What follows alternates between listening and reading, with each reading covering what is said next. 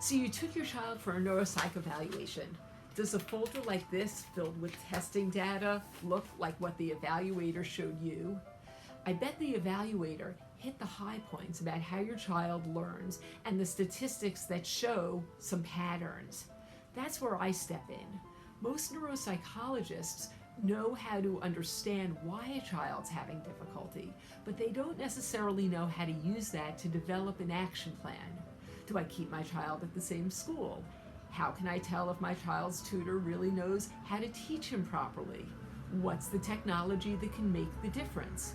We're going to be able to make a roadmap that gets you some solutions, and that way, after all this hard work, we can bring it to life so that things start going on the proper path. Give me a call so that we can get started.